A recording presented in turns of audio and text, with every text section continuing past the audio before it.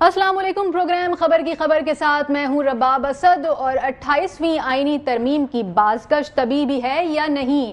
28वीं आईनी तरमीम का मुद्दा मुत्तहदा कौमी मूवमेंट ने उठाया था और कि 28वीं आईनी तरमीम आने जा रही है। और 28वीं आईनी तरमीम में जो MQM का मुद्दा था वो ये था कि इसमें ये शिक भी शामिल की जाए कि बल्दियाती इदारों को इख्तियारात निचली सतह तक मुंतकिल किए जाएँ। अब देखना यह है कि पीपल्स पार्टी जो है वो अभी काफ़ी दिनों से खामोशी ज़रूर है, लेकिन इस तरह की खबरें आ रही हैं कि आज जो है सदर आसिफ अली ज़रदारी और वज़ीर आज़म मियां मोहम्मद शहबाज शरीफ की मुलाकात हुई है। और क्या इसमें 28वीं आईनी तरमीम के बारे में कुछ डिस्कशन हुई है, कोई बातचीत हुई है? पीपल्स पार्टी क्यों इतनी मुखालिफ है 28वीं आईनी तरमीम के, या फिर बल्दियाती जो शिक अगर उसमें कोई शामिल की जा रही है निचली सतह तक मुंतकिली के लिए, तो आखिर इसमें हर्ज क्या है? और अगर हर्ज है तो इससे मुत्तहदा कौमी मूवमेंट क्यों ऐसा चाहती है?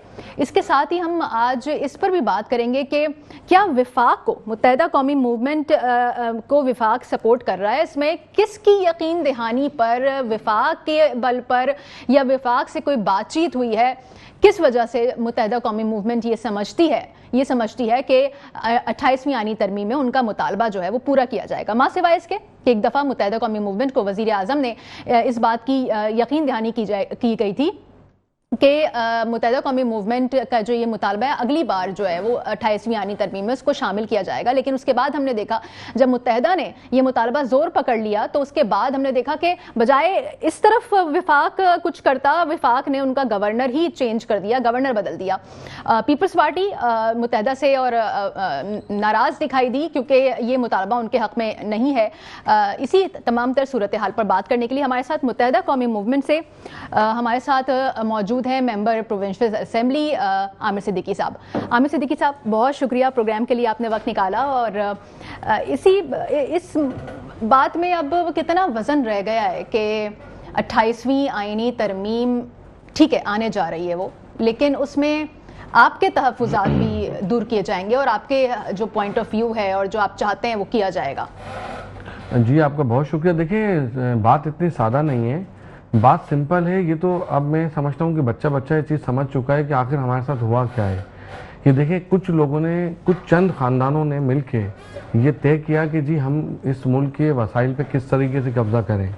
वो चंद ख़ानदान किसी भी सूबों से हो सकते हैं, कहीं से भी हो सकते हैं। चंद लोग थे, चंद लोगों ने आपस में बैठ कर डिसाइड किया बंद कमरे में, ड्राइंग रूम में, कि हमें इस मुल्क के वसाइल पर किस तरह से कब्जा करना है। तो वो 18वीं तरमीम लेके आए थे, वो चंद लोग, जिसके अंदर उन्होंने इस सूबे को और इस मुल्क को तबाही के दाने पे पहुंचा दिया है। आज 18वीं तरमीम के बाद, NFC लेने के बाद हमारे साथ हुआ क्या कि हमने जो 25 से 30 हज़ार, और आप इस साल मिला लें तो 32,000 बिलियन रुपीज़ हमें मिल चुके हैं। हमने क्या किया है? अब बात देखिए समझने की है तो आवाम क्या, पूरी दुनिया, पूरा माशरा ये चीज़ समझ चुका है कि सिंध गवर्नमेंट ने जब से 28वीं तरमीम की किस सेक्टर में रिफॉर्म किया, कहाँ उन्होंने पैसा खर्च किया। कोई वो दिखा सकते हैं फैक्ट्रीज कि जहाँ पे लोगों को रोज़गार मिले और वहाँ से टैक्स की आमदनी बढ़े और सिंध गवर्नमेंट के ख़जाने के अंदर पैसे जमा हो ताकि उससे हम अपने सूबे के लिए बेहतर कारकर्दगी कर सकें? ऐसा कुछ नहीं हुआ। कोई एक सेक्टर आके बताएं कि देखिए आपके पास पैसा आता है, आप डेवलपमेंट करते हैं, उससे आप सनतें लगाते हैं, वहाँ से लोगों को रोज़गार देते हैं। यहाँ से 15 सालों में सनतें चली गई हैं दूसरे सूबों में, यहाँ कोई नई इंडस्ट्री नहीं लगी, ना कोई इंफ्रास्ट्रक्चर डेवलप हुआ। जो 2010 में हमारा इंफ्रास्ट्रक्चर था, क्या आज वैसा है या उससे हम आगे निकले या उससे भी मजीद पीछे चले गए? तो 28वीं तरमीम की जो बात हो रही है वो इसलिए हो रही है कि वो MQM का मुतालबा नहीं था, वो शहीद मोहतरमा बेनज़ीर भुट्टो के चार्टर ऑफ डेमोक्रेसी में लिखा हुआ है, जो कि मोहतरमा शहीद बेनज़ीर भुट्टो और मियां नवाज शरीफ ने साइन किया था। उसमें आर्टिकल 140 है कि हम क्यों डिमांड करते हैं जब तक निचली सतह पर इख्तियारात नहीं जाएंगे तो आप आगे नहीं बढ़ सकते। आप मुझे बताएं कि कोई बंदा बैठ के बता सकता है कि पार्लियामेंटेरियंस का काम क्या है? क्या चीफ मिनिस्टर और पार्लियामेंटेरियन का काम गटरों में ढक्कन लगवाना है? क्या ये मेन लाइन, पानी की लाइन है, सेवरेज की लाइन है? क्या रोड बनवाना है? क्या हमारा काम लेजिस्लेशन और कानून साजी है? जब तक ये बल्दियाती नुमाइंदों के पास इख्तियारात नहीं आएंगे, ये मसाइल हल नहीं होने। आप देखें कि आज क्या सूरत हाल है शहर की, और आप कराची से उठे कश्मीर तक जाएं, क्या सूरत हाल है? इंतजामी मामला ख़त्म हो चुके हैं। कोई एक सेक्टर हमें नज़र नहीं आता जिसमें रिफॉर्म्स की हो। आप कोई एक सेक्टर बताएं, हेल्थ ले लें, एजुकेशन ले लें, वाटर सप्लाई ले लें, सेवरेज ले लें, फैक्ट्रियाँ जो है, जो साइड एरिया है कोरंगी इंडस्ट्रियल है, न्यू कराची, वहाँ पे बिल्कुल इंफ्रास्ट्रक्चर तबाह बर्बाद हालत में है, जिससे सिंध गवर्नमेंट सेस टैक्स भी वसूल कर रही है 1.8, जिसके 3-4 सालों में 600 अरब रुपए कलेक्ट किए हैं। सिंध गवर्नमेंट कर क्या रही है? कोई सेक्टर बताएं, बैठे कि भाई आखिर आपको मसला क्या है 28वीं तरमीम से। हम तो कहते हैं 28वीं के बाद 29वीं की भी तैयारी की जाए। नहीं तो असल जो मसला है पीपल्स पार्टी को 28वीं आईनी तरमीम से मसला नहीं है, उसमें जो आप बल्दियात की हो सकता है उनको इसी बात पर मसला हो, उनसे भी पूछ लेंगे, अभी हमारे साथ मौजूद होंगे टेलीफोन लाइन पर। तो मसला तो 28वीं आईनी तरमीम में नहीं है, वो जो शिक शामिल की जा रही है, अगर उसमें तरमीम की जाए, उसके बारे में अगर बात की जाए कि जिसमें आपका मुतालबा है कि बल्दियाती इख्तियारात को निचली सतह तक मुंतकिली के हवाले से, तो यहाँ प्रॉब्लम है। तो आप खुद ही बता दें देखिए प्रॉब्लम ये है कि प्रॉब्लम सारी नियत में और इख्तियारात में है। इनकी सोच अभी तक वही छोटी सोच है, इनकी सोच नहीं बड़ी हो रही कि जो पार्लियामेंटेरियन 5 दफ़ा असेंबलियों के मेंबर बन चुके हैं, वो अभी तक ये चीज़ नहीं सोच पा रहे कि भाई अगर हम वो सिर्फ हर चीज़ अपने कंट्रोल में रखना चाहते हैं। उसकी एक मिसाल मैं आपको देता हूँ, उन्होंने Sindh solid waste management board बनाया, वो टीएमसी और डीएमसी गार्बेज को कलेक्शन करती थी और लैंडफिल साइट पर पहुँचाती थी, तो मुश्किल से 2-4-5 अरब रुपए का खर्चा होता था। आज हर साल 40 अरब रुपए Sindh solid waste management board खर्च कर रहा है। तो अगर 2016 से आज तक उठाने तो 400 अरब खर्च कर चुका है। 400 अरब रुपए पे आपने क्या करा? कोई आपने लैंडफिल साइट कंप्लीट की? क्या आपने कोई प्लांट लगाया कि उससे हम बिजली हासिल करें? कोई भी हम उससे उस कचरे को इस्तेमाल में लें? आपने 400 अरब 10 साल में ज़ाया कर दिए, मगर आपने एक Sindh solid waste management board बनाया ताकि इख्तियारात आपके पास रहें, आप ठेके बांट सकें, आप अपनी मर्जी से पेमेंट्स कर सकें, आप अपनी मर्जी से सारा कुछ कर सकें। आपको डर है कि क्या है कि वन मैन शो जब हमारी ख़त्म हो जाएगी। आज आपका तो पूरा बल्दियाती निज़ाम ही आपका है, आपको किस चीज़ का डर है? अगर आप लोगों ने अच्छे काम किए हैं, आप समझते हैं कि लोग आपसे मुतमईन हैं, तो आप जब निचली सतह पर इख्तियारात लाएंगे तो आप इलेक्शन जीत के आ जाएंगे। तो आपको डर क्यों, ये डर सताया जा रहा है कि आपको ऐसा क्या हो जाएगा? आप सोचें, मैंने एक आपको एग्जाम्पल दिए, लें गवर्नमेंट के बंदे को, उससे पूछेंगे जो आपने 400 अरब सिंध सॉलिड में 10 साल में खर्च किए हैं, बता सकते हैं कोई शहर का एक कोना, कोई यूसी, कोई वार्ड कि वहाँ के मसाइल हल हो चुके हों, कि वहाँ पे गार्बेज का एक प्रॉपर निज़ाम बन चुका हो, कि लोगों में अवेयरनेस आ गई हो कि हमें कहाँ पे गार्बेज का बैग ड्रॉप करना है, कहाँ हमें कचरा बाहर नहीं फेंकना, कोई बता सकते हैं? और जबकि 33% कराची के अंदर गार्बेज को कलेक्शन करते हैं, 60% तो शायद कैंटोनमेंट्स हैं, 60 या शायद फिगर में कोई गलती हो रही हो, तो इनके पास 30 या 40% तो शहर के हैं, तो बाकी तो कैंटोनमेंट बोर्ड्स खुद कलेक्ट करता है। तो आप कैंटोनमेंट बोर्ड की देख लें कि उनके एक्सपेंडिचर महीने के क्या है और साल के, ये 400 अरब रुपए खर्च, 40 अरब रुपए खर्च करके भी वहीं खड़े हुए शहर कचरे का ढेर बन चुका है। अच्छा, अगर देखें तो आप अगर ये देख लें कि इख्तियारात निचली सतह पर अगर मुंतकिल कैसे नहीं है, मुर्तज़ा वहाब के पास हैं इख्तियारात, मेयर कराची हैं वो, इससे ज़्यादा और निचली सतह तक कहाँ आप सोच रहे हैं? नहीं, ये कैसे इख्तियारात हैं कि आज देखिए, जब मुस्तफा कमाल, आप ये कहते थे ना कि आप लोग ये कहते थे कि वसीम अख्तर जो हैं वो बेइख्तियार थे, तो ये तो बाइख्तियार है ना आपके। देखिए, जब मुस्तफा कमाल भाई मेयर कराची थे तो पीपल्स पार्टी भी क्लेम करती है कि सदर आसिफ अली जरदारी ने 200 अरब दिए थे जब प्रेसिडेंट मुशर्रफ चले गए थे। तो आज क्यों मुर्तज़ा वहाब को 200 अरब नहीं दिए जा रहे? रखे ना 200 अरब की स्कीमें। अगर आप समझते हैं कि हम यही तो मुतालबा कर रहे हैं कि अगर आप समझते हैं कि मुर्तज़ा वहाब को बाइख्तियार हैं, तो उनको 5 अरब 4 अरब दे देते हैं, वो रोडों की पैच वर्क करते हैं, 6 महीने में छोटी मोटी बारिश होती है, पैच वर्क खत्म हो जाता है। तो मुर्तज़ा वहाब साहब को दे दें 500 अरब रुपए कराची के रख के, जो एनएफसी अवार्ड से आपको देखिए, हमारा मुतालबा ये है कि जो एनएफसी अवार्ड से आपको पैसे मिल रहे हैं, उस फार्मूले के तहत पैसे नीचे आने चाहिए। ये 140 ये है। अच्छा, अगर मुर्तज़ा वहाब मेयर कराची को ये इख्तियारात मिलने चाहिए, मिल जाए अगर, तो आपको कोई तकलीफ नहीं है? हमारा मुतालबा यही है कि उसको क्यों 5 अरब मांगने के लिए चेयरमैन पीएनडी और चीफ मिनिस्टर सिंध के पास जाना पड़ता है?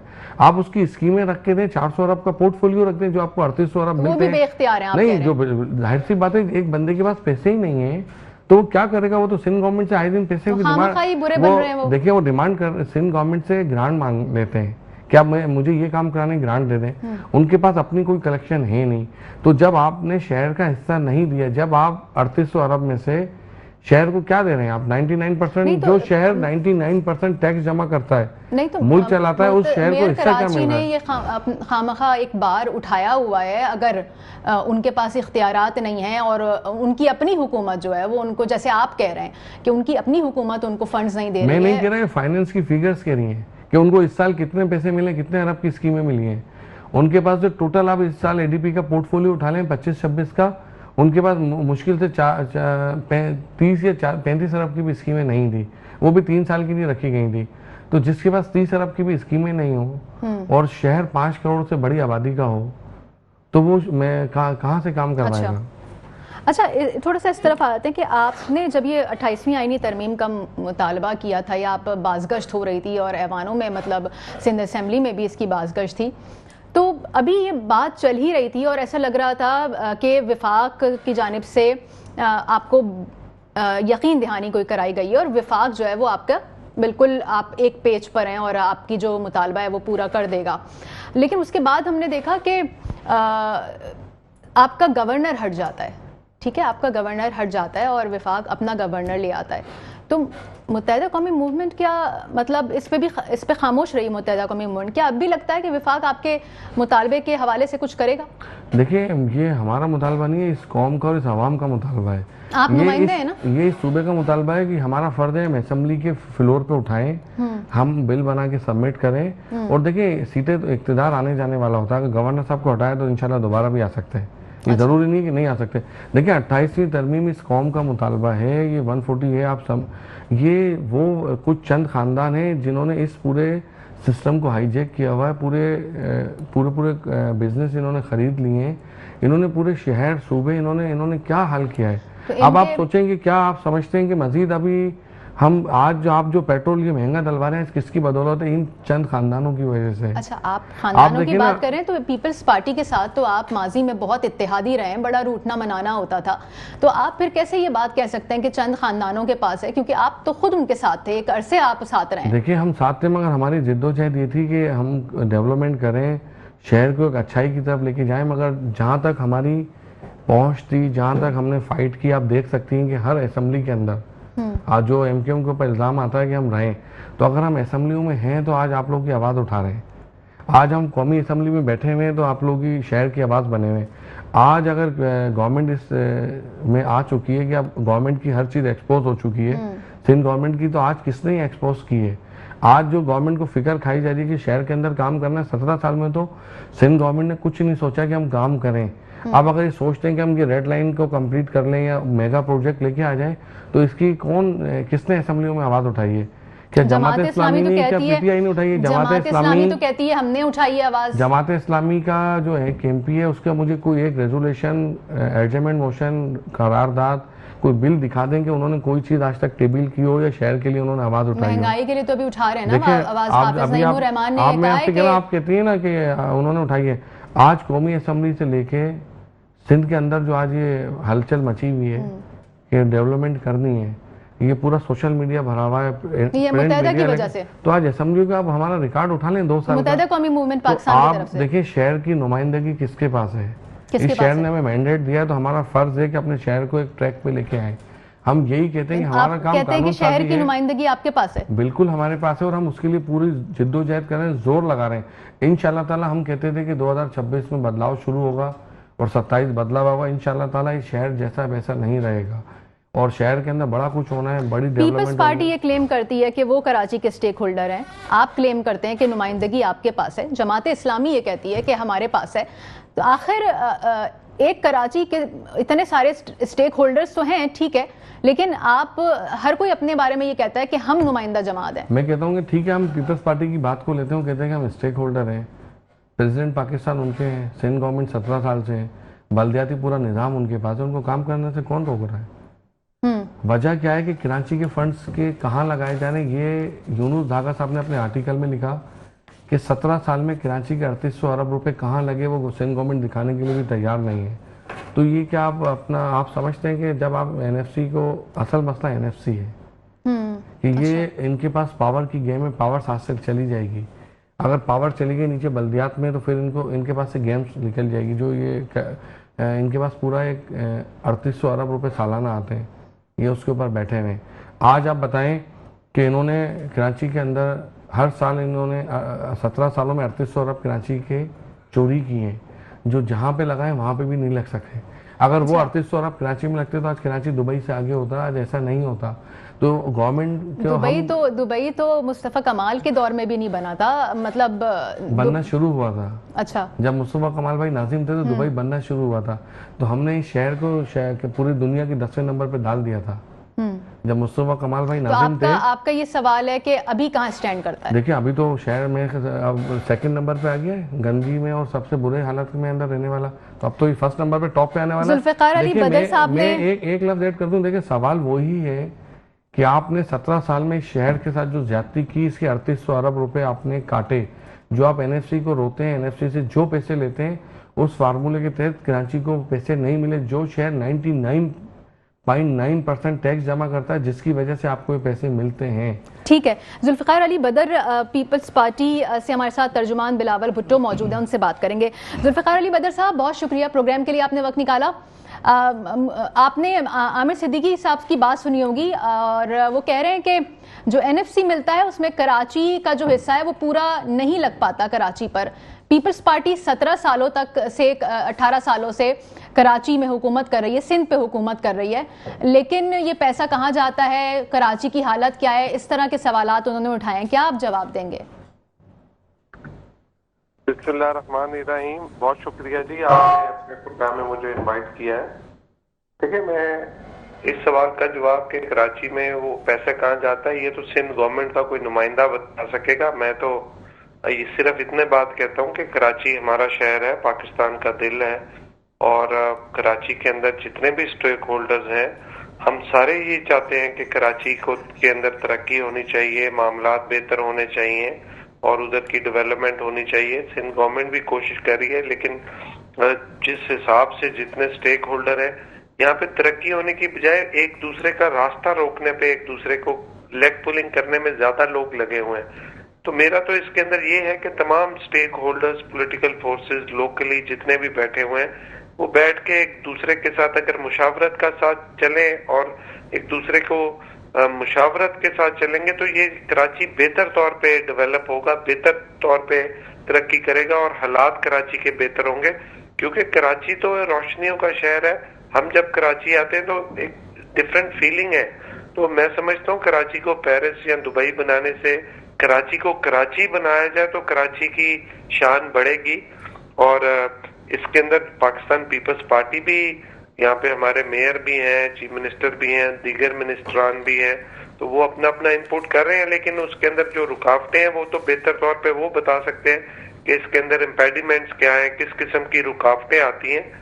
तो वो लोकल सारे स्टेक होल्डर्स को चाहिए कि आपस में बैठ के, चाहे वो किसी भी जमात से, किसी भी पार्टी से, किसी भी तबका फिक्र से ताल्लुक रखता है, तो वो बैठ के बातचीत के जरिए मसाइल का हल निकाल सकते हैं। और इसमें कोई बड़ी चीज नहीं है। पाकिस्तान पीपल्स पार्टी के तो तमाम लोग हैं, वो बहुत फ्लेक्सिबल हैं और अपने सियासी मुखालफिन के साथ बैठ के बातचीत करके मामलात का हल निकालना चाहते हैं। और पीपल्स पार्टी के अंदर ये खासियत है कि वो इतनी लचक रखती है कि वो तमाम स्टेक होल्डर्स के साथ बैठ के करे।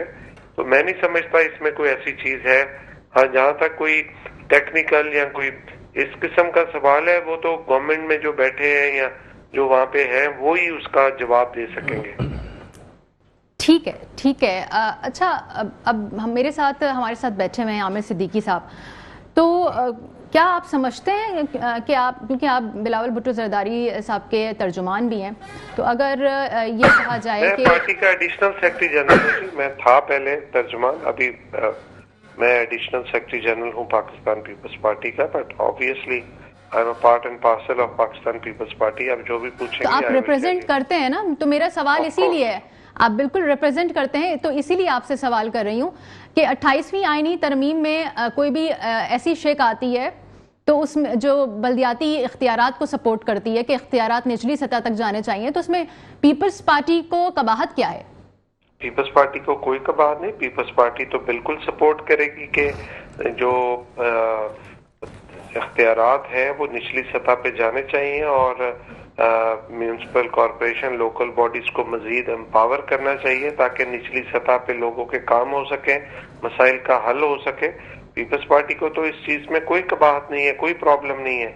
इसके अंदर जो भी मामलात हैं उस पे बैठ के बातचीत के जरिए इसको देखना पड़ेगा कि इसको आईनी और कानूनी तरीके से कैसे अच्छे तरीके से हैंडल किया जा सकता है।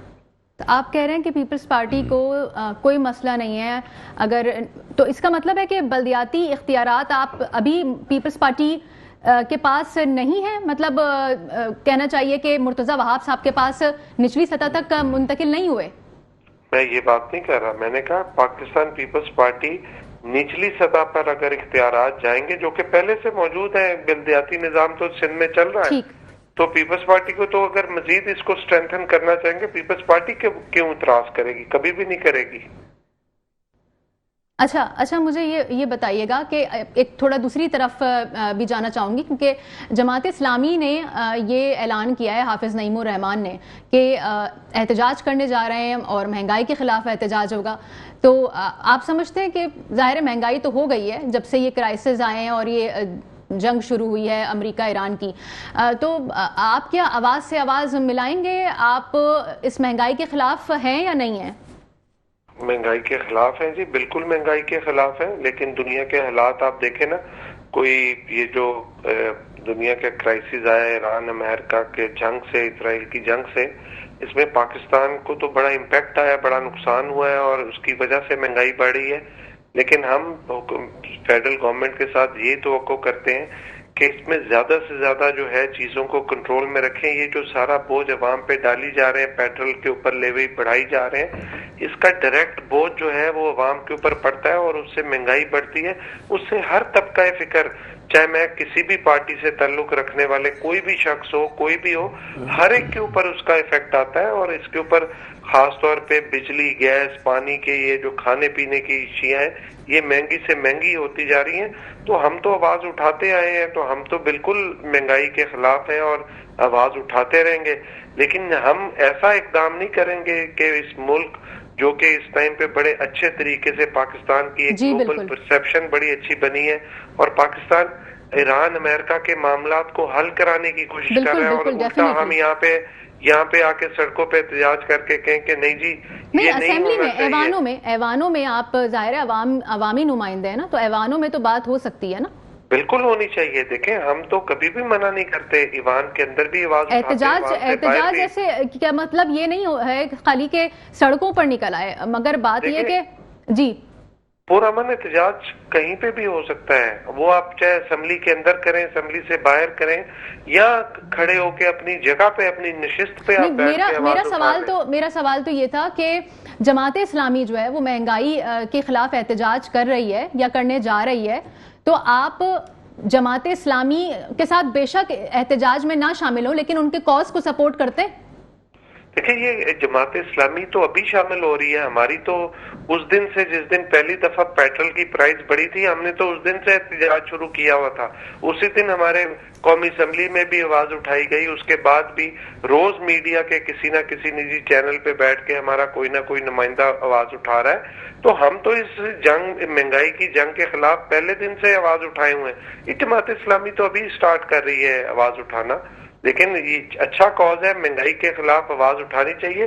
तमाम पॉलिटिकल फोर्सेस को इसके ऊपर आवाज उठानी चाहिए और इसी कॉज के ऊपर बैठ के मैं समझता हूँ कि लचक होनी चाहिए और अपनी जिद और अना को छोड़ के बैठ के तमाम पॉलिटिकल स्टेक होल्डर्स को इसी चीज के ऊपर बैठ के पाकिस्तान के आइंदा मसाइल का हल भी डिस्कस कर लेना चाहिए, ताकि कैसे हम आइंदा आने वाले हालात के अंदर इस किस्म के महंगाई और दीगर जो मसाइल हैं उनसे कैसे बच सकते हैं और कैसे एक दूसरे को सपोर्ट कर सकते हैं। ये वही टाइम है, चाहे वो आप असेंबली के अंदर बैठे हैं, कौमी असेंबली में, सेनेट में, सूबाई असेंबली में या लोकल बॉडीज में।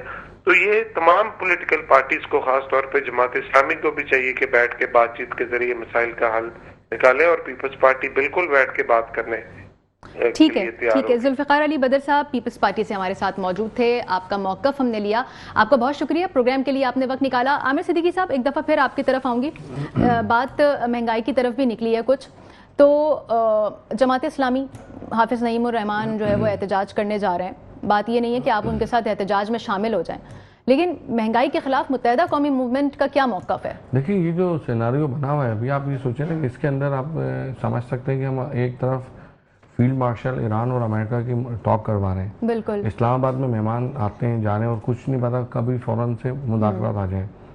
तो आप समझते हैं कि जिस पूरी दुनिया के अंदर जो अभी हमारे मुल्क का इमेज जा रहा है, पूरी दुनिया के अंदर जिस तरीके से हमें सराहा जा रहा है, हमें बेशक देखा जा इसमें रहा कोई है, शक नहीं तो है। क्या ये टाइम एहतजाज का है? महंगाई के खिलाफ नहीं, हम मैंने पहले दिन से आपको मैंने पहले ही जी, क्लियर मैं किया। तो अच्छा, आपको- जमात इस्लामी करने जा रही है, देखिए, उस मैंने पर तो आप आपको बात बैठते करें। कहा कि ये आज जो महंगाई सब इन कुछ चंद खानदानों की वजह से, आज जो आप इतना महंगा तेल डलवा रही है और जो इतनी महंगी बिजली के यूनिट्स ले रही है, चंद खानदानों का ये क्या धर्म भुगत रहे हैं। आप सोचें कि बिजली के घराने किसने लगाए हैं, बिजली के पावर प्लांट किन लोगों के हैं, ये तेल की कंपनी किसकी है? तो क्या इन चंद खानदानों ने मुल्क को नुकसान पहुंचाया? और जो कि हमारे वफाकी वजीर दाखिला ने खुद कहा कि जी $100 अरब मुल्क से बाहर ले गए, तो ये सब उसका नतीजा है। आज देखें, जो मैं कहता हूँ पूरी दुनिया के अंदर जो फील्ड मार्शल साहब की सरबराही में फौज जो टॉक करवा रही है प्राइम मिनिस्टर की सरबराही में, तो आप देखेंगे पूरी दुनिया, प्रेसिडेंट अमेरिका के प्रेसिडेंट भी डेली उनके लिए स्टेटमेंट देते हैं, उनकी काविशों का बताते हैं। हम कितने प्रोग्राम इस पर कर चुके हैं, और फील्ड मार्शल सैयद आसिम मुनीर की जो काविशें हैं वो इंशाल्लाह जरूर रंग लाई भी है और आगे भी जो है वो रंग लाएंगी, और उम्मीद की जाती है कि मुज़ाकरात कामयाब होंगे। शुरू में कहा कि ये 18वीं तरमीम करा के सूबे को और मुल्क को यहाँ तक लेके आ गए। अच्छा, चलें अभी जो पावर ऑफ इस डेवोल्यूशन की गुफ्तगू को बात मजीद होती भी है आगे ना, बढ़ाएंगे तो आप। ये पावर्स जो थी सिर्फ अपने जातियात की नहीं ली गई, इससे आवाम को तो कुछ नहीं मिला। आवाम को आज देखिए यूनिट आपको 50 रुपए का मिल रहा है, और आप पेट्रोल किस रेट पे दिलवा रहे हैं? आपके पास तालीम की हालत क्या है? ठीक है, आपका ये मौक़िफ़ है कि आप इलाज करवा सकती हैं गवर्नमेंट के अस्पताल में जाएंगे। अच्छा, अब आपकी तरफ वापस आती हूँ। प्रोग्राम में वक्त हुआ एक ब्रेक का, साथ रहिए। Welcome back. प्रोग्राम के सिलसिले को मजीद आगे बढ़ाएंगे। कुछ बात हो रही है महंगाई के हवाले से और 28वीं आईनी तरमीम जिसमें बलदियाती इख्तियारात की निचली सतह तक मुंतकली के हवाले से मुत्तहदा कौमी मूवमेंट जो है वो सरगर्म रही है, और देखना यह है कि इस सारी सूरत हाल में क्या मुत्तहदा कौमी मूवमेंट का यह मुतालबा माना जाता है या नहीं। हमारे साथ आमिर सिद्दीकी साहब मौजूद हैं। आमिर सिद्दीकी साहब, अब मुझे ये बताइए कि सिंध हुकूमत की अगर बात कर लें तो आपको क्या लगता है कि उनको 28वीं तरमीम में जो ये शिक अगर कोई शामिल की जाती है तो इसमें कबाहत क्या है? देखिए, उनके साथ बड़ा मसला ये बन गया है कि उन्होंने 17 साल में तो कुछ किया नहीं। तो असल सारी बात चल रही है 18वीं तरमीम से। ये जो NFC था ना, ये मैंने आपको कहा कि चंद खानदानों ने बैठ के इसको डिसाइड कर लिया था। आप ये बात सिंध गवर्नमेंट के किसी नुमाइंदे को बुलाएं, उनसे पूछें कि आप मुझे बताएं, आप खुद सरकारी हॉस्पिटल से जाके इलाज करवा सकती हैं? नहीं, हेल्थ सेक्टर में तो पीपल्स पार्टी ने काफी काम किया है। कौन सा अस्पताल क्रेडिट लेते हैं। अगर मुझे बताएं कि अगर उल्टी मोशन हो तो कौन से अस्पताल में जाएं? किसी भी अस्पताल में, लाइक कहाँ पे जाएं? एक दो नाम बता दो शहर के अस्पताल, मुझे बताएंगे। आप अभी डिस्ट्रिक्ट ईस्ट में बैठे हुए, मेरे अपने हल्के का 100 बेडेड हॉस्पिटल जिसका अरबों रुपए का मशीनरी जिना अस्पताल है, ट्रॉमा सेंटर है वहाँ का। इसके अलावा जो देखिए, आपने खुद कभी विजिट कैमरा लेके जाए आप ये जो बात करते हैं ना NICVD में जाके हालत देखें। NICVD है डेफिनेटली। NICVD की बात बता रहा हूँ कि जो कार्डियो है इनके, जिसका दावेदार बनते हैं, जो ये SIUT कहते हैं, SIUT सिंध गवर्नमेंट का नहीं है, उसको बहुत सारे, मगर सिंध गवर्नमेंट ने बहुत सपोर्ट किया है, ग्रांट देती है। सिंध गवर्नमेंट ने सपोर्ट किया है। सपोर्ट नहीं किया, सिंध गवर्नमेंट एक छोटी सी ग्रांट देती है। उनका जो बजट है ना सालाना, वो 40 अरब रुपए का, 50 अरब रुपए का बजट है। सिंध गवर्नमेंट को 2-4 अरब देती है, तो उसको मुखैर हजरात चला रहे हैं। आप जब जिना अस्पताल आप जाएंगी तो वहाँ जाएं कि साइबर नाइफ की मशीन किसने लगाई है, तो वहाँ पे बिल्डिंगें कौन बनवा के दे रहा है, तो वहाँ पे तो बड़ी बड़ी NGO से मुखैर हजरात सारे सिंध गवर्नमेंट। आप कह रहे हैं पीपल्स पार्टी का कोई क्रेडिट नहीं? देखिए, सिंध गवर्नमेंट इंडस अस्पताल को 9 अरब रुपए सालाना ग्रांट दे रही है, SIUT को ग्रांट दे रही है, NICVD को जो चला रहे हैं, आप NICVD जाके देखें, उसके बाद आपको पता चलेगा कि वहाँ के बेड्स की हालत देखें, वहाँ जो चीजें उसकी हालत देखें, सब जंग आलूद है। वहाँ पे चीजें देखिए, आज पूरे पाकिस्तान में अगर पीपल्स पार्टी तो कहती है सब अच्छा है। पूरे पाकिस्तान में अगर एड्स के नंबर बढ़ रहे हैं ना, तो सिर्फ सिंध गवर्नमेंट के बढ़ रहे हैं। आज कराची के अंदर एक हॉस्पिटल के अंदर बच्चे को सिरिंज लगाई जाती है, उस बच्चे की उस सिरिंज की वजह से 80 बच्चों में एड्स के निशान आपने भी एक बात की। हमारे पास पीपल्स पार्टी से हमारे साथ बदर साहब मौजूद हैं। अच्छा, तालीम के अंदर इनके नंबर्स बताएं क्या हैं? अगर आप उस वक्त की बात करते तो उनसे हम जवाब ले लेते। एक चीज गिना के ना, स्कूल में 2010 में बच्चे कितने स्कूल से बाहर थे, आज कितने स्कूल से बच्चे बाहर हैं। तो आपने एजुकेशन के अंदर कितने रिफॉर्म्स किए हैं? क्या आपने हेल्थ में क्या एक NICVD और ये आप समझते हैं कि ये सारी बीमारियों का हल है? नहीं ठीक है, अभी बदर साहब मौजूद थे और अगर अभी वो लाइन पर होते तो आपका जो आपका सवाल है वो जरूर उनके सामने रखते। हम वो जो 28वीं तरमीम है वो कौम की अमानत है। हम एक शहर की आवाज उठा रहे हैं कि हमें शहर ने मैंडेट दिया है कि भाई आपने जो 17 साल में आपकी जो परफॉर्मेंस है, या तो उससे पूरे सब मीडिया हाउसेस और जो स्टेक होल्डर्स हैं, बिजनेसमैन हैं, या वो सब मुत्तफिक हैं कि पीपल्स पार्टी ने बड़ा अच्छा कराची समेत कश्मीर तक बड़ा अच्छा काम किया। तो छोड़ देते स्टेक होल्डर्स कैसे मुत्तफिक होंगे?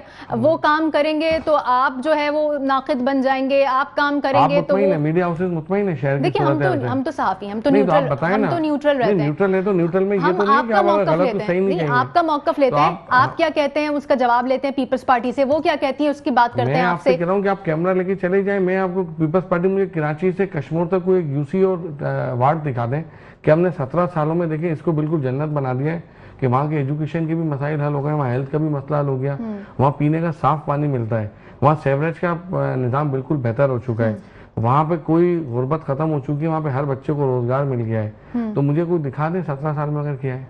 हम तो ये सवाल करते हैं तो ये पैसे कहाँ गए? ठीक है आपकी हम कहते हैं कि आपने 2010 के 2026 तक जो स्ट्रक्चर की हालत की है कराची से कश्मीर तक, जो आपने इंफ्रास्ट्रक्चर तबाह बर्बाद हाल किया, पीपल्स पार्टी को सिंध हुकूमत को तनकीद का शदीद निशान नहीं, तो हम वही बात कर रहे हैं उसकी वजह से। देखिए आपने जब एक तरमीम की 18वीं तरमीम, उसका रिजल्ट आपको नहीं मिला, आपको 17 साल मिले, 3 गवर्नमेंट मिली सूबे की, फेडरल में भी आपके प्राइम मिनिस्टर भी रहे अपना 2007 से 12 तक। ठीक है, तो आखिर आपको कितने मजीद साल चाहिए? ठीक है, मजीद कितने साल चाहिए? आपको देखिए ना, आप क्या बिल्कुल ही आप इसको बिल्कुल पाकिस्तान की शहर को खत्म करना चाहते हैं।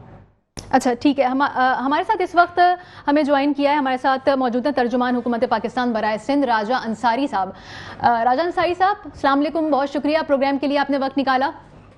जी वालेकुम अस्सलाम। राजा अंसारी साहब, हमारे साथ आमिर सिद्दीकी साहब मौजूद हैं मुत्तहिदा कौमी मूवमेंट पाकिस्तान से और मेंबर सिंध असेंबली, आप जानते होंगे बिल्कुल। राजा अंसारी साहब, मुत्तहिदा कौमी मूवमेंट जो है वो पहले भी ये मुतालबा कर चुकी है कि 28वीं आईनी तरमीम में बल्दियाती इदारों के जो इख्तियारात हैं वो निचली सतह तक मुंतकिल किए जाएं। क्या वफाक की सपोर्ट हासिल है? वफाक इस मुतालबे को पूरा करेगा?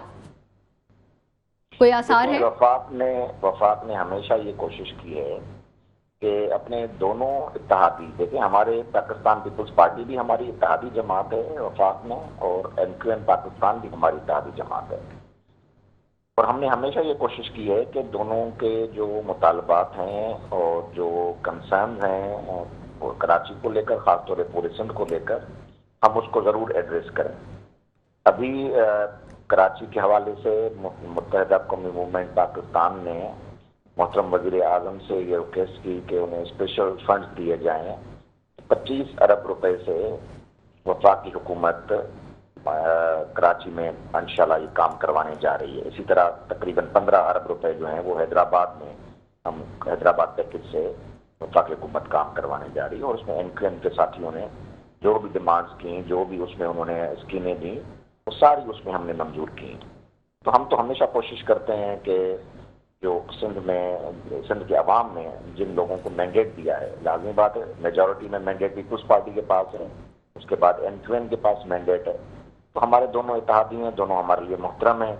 हम हमेशा कोशिश करते हैं कि जो भी इनके मुतालबात हैं उनको खुशअस्लूबी के साथ देखा जाए और उस पर अमल दरामद जितना भी। पीपल्स पार्टी तो नाराज नहीं होगी आपसे इस बात पर अगर मुत्तहिदा का आप ये मुतालबा मानते हैं? तो देखें, पीपल्स पार्टी के शामिल किए बगैर तो तरमीम आ नहीं सकती, ये खुद मुत्तहिदा कौमी मूवमेंट के दोस्त। तो राजी हो जाएगी आपको लगता है? उनको राजी करना, उन्हें बिठाना, जब जो भी कोई तरमीम आती है वो मुत्तफिका राय से आती है, इत्तफाक राय से आती है, और कंसेंसस डेवलप होता है, तब जाके कोई तरमीम आती है। तो उस पर सारी पार्टियां जो हैं वो खासतौर पर हुकूमत इत्तेहादी जमातें हैं, तो मुश्किल काम होगा पीपल्स पार्टी को राजी करना। देखें, हम उनसे जरूर बात करेंगे। ज्यादा देखें, ये जो शहर है वो सब ये चाहते हैं, मैं किसी की भी नीयत पे शक नहीं करता, जितने भी लोग हैं यहाँ पे स्टेक होल्डर्स हैं वो ये चाहते हैं कि ये शहर की हालत बेहतर हो, उसके लिए जो भी बेस्ट पॉसिबल हल होगा वो जरूर निकाला जाएगा। जैसे मिसाल के तौर पे मुत्तहिदा कौमी मूवमेंट ये समझती है कि इख्तियारात की निचली सतह पर मुंतकली जो है वो इसका हल है, और PMLN ये समझती है कि आप इख्तियारात कितने भी दे दें, जब तक इस निज़ाम को बेहतर नहीं करेंगे, इसमें रिफॉर्म्स नहीं लेके आएंगे, तब तक वो इख्तियारात भी काम के नहीं होंगे। तो लिहाजा हम कोई बीच का रास्ता जरूर निकाल सकते हैं जिसमें पीपल्स पार्टी भी राजी हो, मुत्तहिदा कोई मूवमेंट भी राजी हो, और मुस्लिम लीग नून के अरकान को भी वो बात समझ में आए, ताकि सब मिलकर इस शहर के हवाले से बेहतर कोई हिकमत अमली इख्तियार करें, जिससे शहर के लोग जो हैं वो मुस्तफीद हो सकें। अच्छा राजन सारी साहब, अभी कुछ महंगाई के हवाले से भी बात हो रही थी। जमात इस्लामी के अमीर हाफिज़ नईमुर रहमान ने अंदिया दिया है कि इस्लामाबाद में एहतजाज करेंगे महंगाई के ख़िलाफ़। तो एक तरफ तो मुल्क एहतजाज का आप समझते हैं कि कोई वक्त होता है, क्योंकि एक तरफ अगर हम देखें कि दुनिया में क्राइसिस हैं, एक तरफ हम ये देखें कि पेट्रोल की ठीक है कीमतें बढ़ी हैं, महंगाई हुई है उसकी वजह से, लेकिन दुनिया में इसका इम्पैक्ट पड़ा है, पाकिस्तान में भी इसका इम्पैक्ट पड़ा है। साथ ही साथ हम ये देखते हैं कि पाकिस्तान सालसी का एक बेहतरीन किरदार अदा कर रहा है अमेरिका और ईरान के दरमियान, और ये एक बहुत बड़ी बात है, इस्लामाबाद मरकज़ बना हुआ है। तो ऐसे में एहतजाज करना और वहाँ एहतजाज करना या एहतजाज की कॉल देना, क्या ये मुनासिब वक्त है? देखें, सबसे पहले तो मैं समझता हूँ जमात इस्लामी का हक है, वो सियासी जमात है, और एहतजाज करना हर सियासी जमात का हक होता है, वो ज़रूर अपना यह हक इस्तेमाल करें। और उसके लिए आपने बिल्कुल दुरुस्त फरमाया कि वक्त पड़ा हुआ है, और वो ज़रूर मुनासिब वक्त पे एहतजाज कर भी सकते हैं। ये वक्त जो है वो मैं समझता हूँ इत्तेहाद और इत्तेफाक का वक्त है। दुनिया की नजरें पाकिस्तान पर हैं। पाकिस्तान जिस तरह जंग बंदी कराने में पाकिस्तान ने एक अहम किरदार अदा किया है और अभी भी कर रहा है, तो मैं समझता हूँ कि इन हालात में अगर इस्लामाबाद में हम इस तरह के हालात पैदा करेंगे और एहतजाजी जलसों और जुलूसों और धरनों की शक्ल देंगे शहर को, तो वो मुनासिब नहीं होगा। इंटरनेशनली पाकिस्तान का इमेज मुतासर होगा, और लोग भी देखेंगे, दुनिया भर में और देखें, इस खित्ते में और ममालिक भी हैं जिनके जहाँ इस जंग की सूरत हाल की वजह से बदतरीन रिसेशन है तारीख का, वो लोग भी देखेंगे कि यार ये तो ओवरऑल एक वॉर सिचुएशन की वजह से इम्पैक्ट पड़ा है पूरे खित्ते पे, ना सिर्फ पाकिस्तान पे, दीगर ममालिक पे, इवन यूरोपियन कंट्रीज में भी, और फिर खुद अमेरिका के अंदर 40% प्राइस हाइक हुए हैं। तो लोग देखेंगे कि ये क्या हो रहा है पाकिस्तान में, कि एक इंटरनेशनल एक इवेंट और एक मैं समझता हूँ बहुत बड़े सानहे की वजह से ये महंगाई में इजाफा हुआ है और ये लोग एहतजाज कर रहे हैं। तो एहतजाज का बिल्कुल वक्त होता है, मुनासिब वक्त पे वो जरूर एहतजाज करें, उनके एहतजाज को वेलकम किया जाएगा, लेकिन इन हालात में अगर वो एहतजाज करेंगे तो वो खुद तनकीद का निशाना बनेंगे, सिर्फ पाकिस्तान में नहीं, पाकिस्तान से बाहर भी। अच्छा, फील्ड मार्शल सैयद आसिम मुनीर और वज़ीर आज़म मियां मोहम्मद शहबाज शरीफ की बेइंतहा कोशिशें हैं कि ये सालसी का जो किरदार है ये निभाते रहें और मुज़ाकरात जो हैं वो उसमें जितना भी सहूलत फराहम कर सकें वो करें, और इसके सभी मौतरफ हैं। दूसरी जानिब हम ये देखते हैं कि जो दूसरी पॉलिटिकल पार्टीज़ हैं वो भी इस बात को सपोर्ट कर रही हैं, लेकिन जैसे आपने भी बात की कि एहतजाज का कोई वक्त होता है, तो आप ये समझते हैं जमात इस्लामी थोड़ा सा मतलब सिनेरियो जो है, जो हालात हैं, वो सब कुछ पसे पुश्त डाल रही है, बल्कि अवाम भी जो है वो इसमें, अवाम सबसे बड़ी बात है कि इस वक्त साथ खड़ी है हुकूमत के और फील्ड मार्शल सैयद आसिम मुनीर की काविशों को सराह रही है। तो ऐसे में आप समझते हैं कि ये अवामी नुमाइंदगी कर रहे हैं? क्योंकि अवाम तो खुद पाकिस्तान के सालसी के किरदार पर बहुत मुतमईन और खुश है। अभी आपने देखा कि 1 मई से लेकर 10 मई तक जिस तरह अवाम ने जश्न मार्का हक मनाया, बिल्कुल मरसूस का जिस तरह एक पूरी एक सालगिरह मनाई गई, अवाम पूरे पाकिस्तान के अवाम जिस तरह खुश नजर आए, और एक टेम्पो है पाकिस्तान के अंदर जो एक बड़ी अजीम फतेह अल्लाह ताला ने पाकिस्तान को दी।